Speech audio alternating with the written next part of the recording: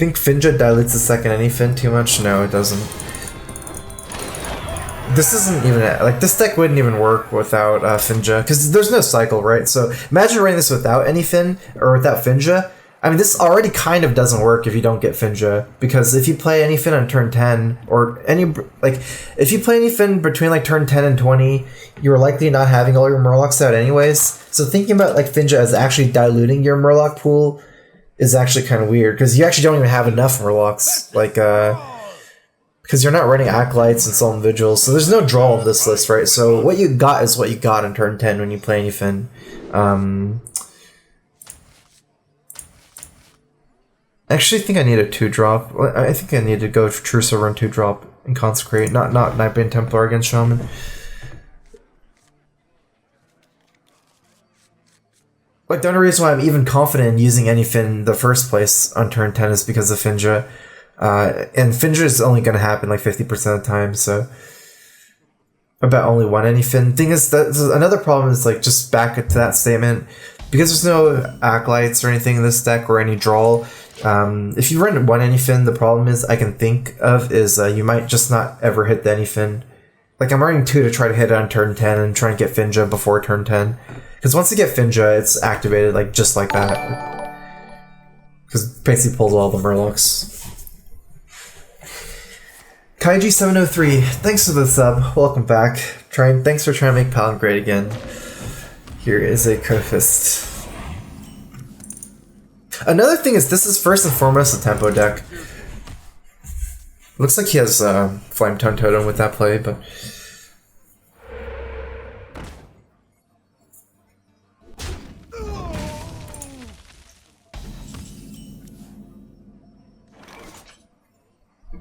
how bad is it? How greedy is it, the hero power here? I think it's very... The thing is, Maelstrom is a thing, and also Spirit Claw is a thing. But I feel like he would turn 1 Spirit Claws if he had Spirit Claws instead of turn 1 Coin hero power. It's pretty close. I just think the payoff's not too much, though. Like, I guess holding the Toad I don't think is that relevant. So that's why I was kind of almost forced to play the Toad. I do have Twilight Guardian here. If I didn't have Twilight Guardian... Actually, I think this is a mistake, the way I played. With this play, this has to work. Like, it has to actually go off here. I regret it already. Okay, looks like no punish. I was gonna say I just play Twilight Guardian if it failed, but then I don't have a dragon. I didn't realize I didn't have a dragon at the time.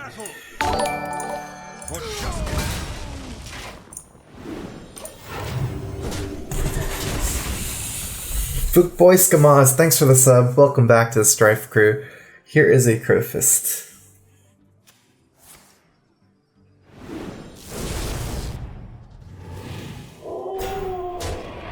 Okay, we need to get this off ASAP. Especially with that draw. This means we really want to pull war leaders, and because of our Menagerie Warden, Magician, we can actually get the kill next turn. Although I guess that means we can't play Bluegill Warrior, but we could still pull the Murlocs next turn with the Magician, so... Hey Strife, how's it going? I've seen a few of your coaching videos on YouTube. It's been good. I actually spent all of today practicing with Firebats and Tide for our tournament. Practiced them pretty well.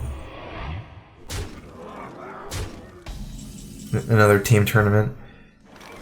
I could actually go War Leader in charge here and still have 5 mana left over and play Toad and Ooze. That doesn't seem good to me. Because every other card in my hand is slow minion. So if I do this, next turn I have no charger to act as removal. Let me think.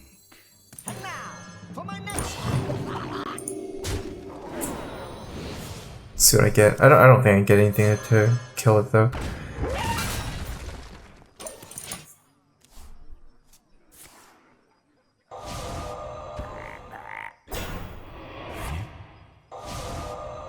That is expensive. Now it doesn't have Hex for Tyrion, and he lost all its damage. I want to play this. Actually, it's kind of weird. Right now we trade for it. We could play this in a Beast, but then we don't really get anything from the buff. We could also play Bluegill and Menagerie. I guess Menagerie first, make this a 4 trade, and then take this trade. That's actually pretty good. Even though we're only buffing 1 with this Menagerie Magician. Because if we buff 2, it just doesn't matter, right? It's like the same thing. We have to overkill it, so I like this play. Let me think. Now, for my next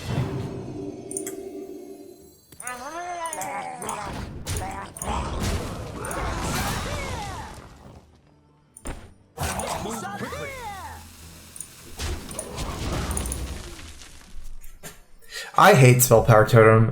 This is a free kill, whereas this way I'd still take the 3 damage. Still punish. It's still a Tunnel Trog, right? So it's still pretty scary, I guess. But I actually think that Spell Power is even scarier. Lightning Storm and other stuff. Got a free kill at least. Not really, no punish. Could try to ooze first, but I don't have a great play. So I know he's played both hexes. This way, Tyrion's dead on board, but I get the Ashbringer out, and I kill his Fire Elemental. Ashbringer's a lot of value too, so.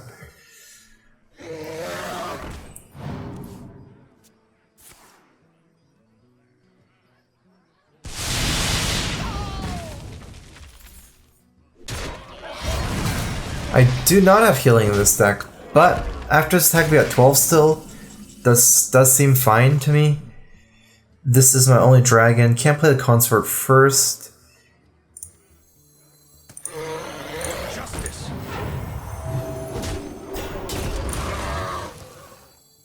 face the airs of magic. Let's just use this small weapon here. The list he plays almost seems like a old, outdated list pre-Gadgetzan with the Fire Elementals. I didn't see any new cards like Patches or Jade cards, so I almost assumed that he only has one more weapon in his deck, the last Spirit Claws. Why is there no healing in this deck? Because it's kind of an aggressive deck. Like a tempo deck. Healing means I would have to cut like pressure against the Reno decks and the like.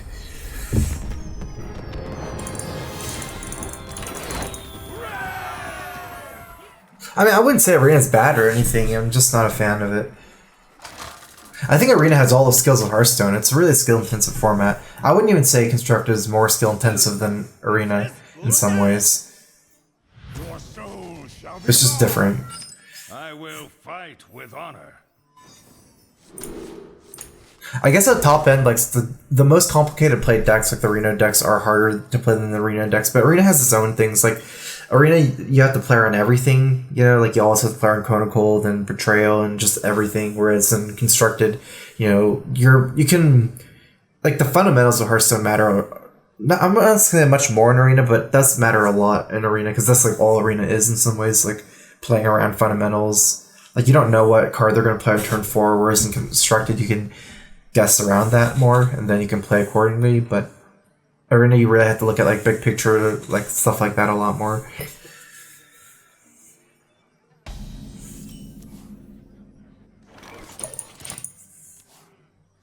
I feel like this deck doesn't need equality, but equality will certainly help activate Finja. I can see it being hard to activate Finja sometimes without equality, even though you have True Super Champion. I got a $3 donation from Dutch MB. Hey StrifeCro, I love your stream. You are my favorite streamer and caster. I was curious if you work out or jog or do something to stay fit in general. I understand if you don't want to answer, it's too personal. That's fine, that's not too personal. I don't work out at the moment or a jog or anything. I was thinking like go to the gym sometimes, but always get too lazy.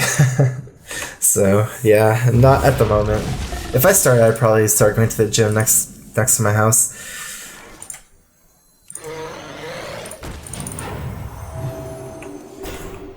Thanks for the donation.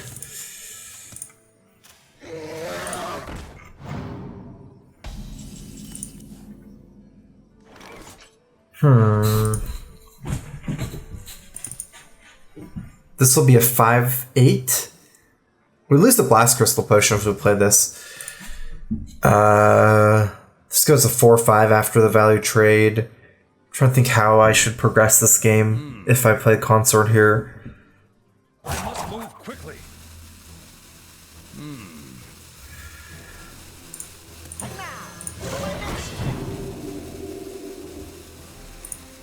This is hard, actually, because I also have incentive to trade here, so he doesn't faceless this guy. And also lose a Blast Crystal if I just go face here as well. But if I take this trade, he can trade himself, and then I lose a lot of pressure. Because basically I trade, I lose 5 damage, then he trades. I basically lose 10 damage at least by trading as well, if he doesn't have Blast Crystal.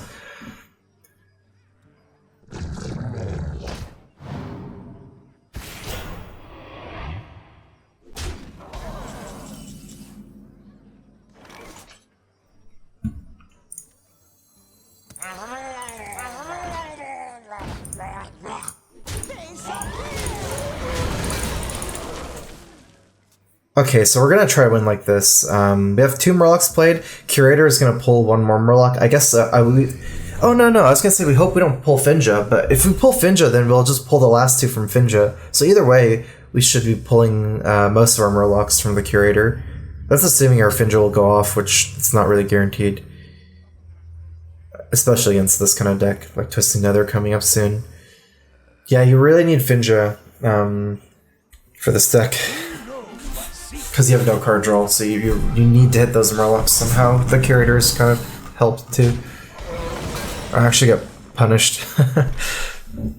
Well, there's no unkilling Bran here. The menagerie is for guests only.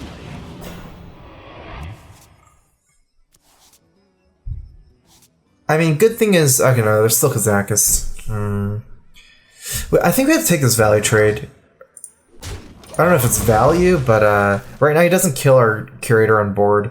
And getting him to 8 still doesn't really allow us to have lethal. I think we're mostly going to try to win with this Anyfin, so the 3 chip damage I don't think matters that much anymore. I still think we would have gone face if like the board, if this didn't make the board so awkward for him. Stop yelling! Funnel cakes! Get your funnel cakes here!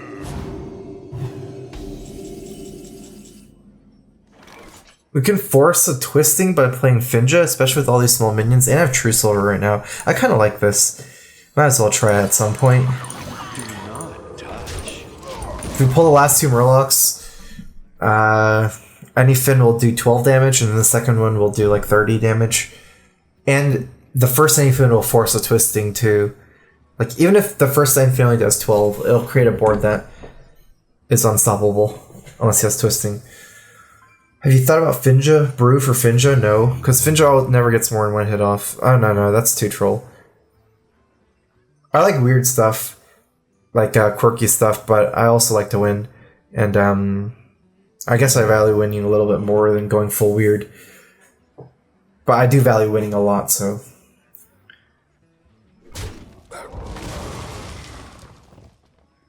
Almost out of time.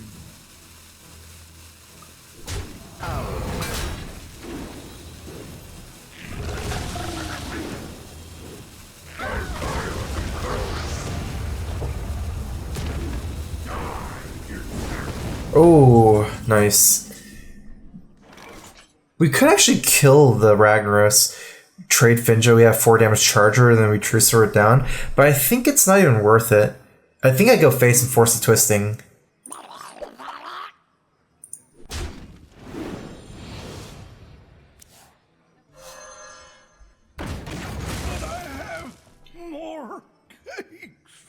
I'm thinking of this hero power, or just this, and face. If I play just these 2 go face, I wonder if my board's too weak somehow. But I am staying for I like this more.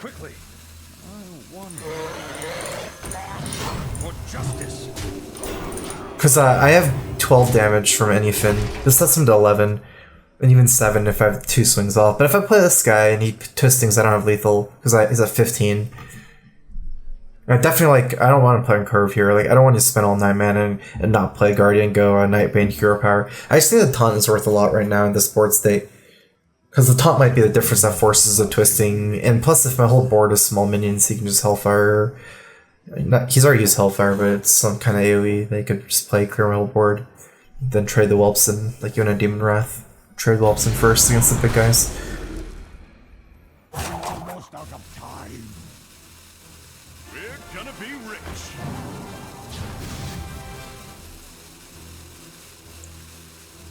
Okay, we'll have to see. That's a good turn for him, though. He's definitely still in the game. We can just trade both, and then any Fin, then trade one of our warriors into Reno. I guess we force twisting from that point, and then we'll set up for a second Anyfin top deck, and we can still reflood the board after.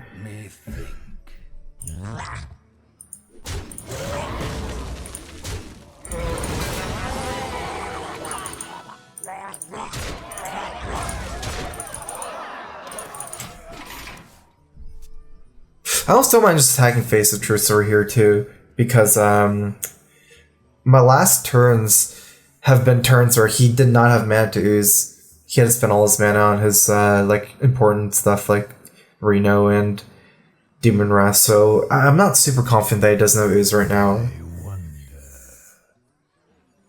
I think the best deck on ladder is, I think it's between Reno Mage if you're very good at the deck and Shaman. Although Warrior is very close to, I think. I don't think it's Reno Warlock, but I could be wrong. I think Face Shaman, Reno Mage, and Pirate Warrior.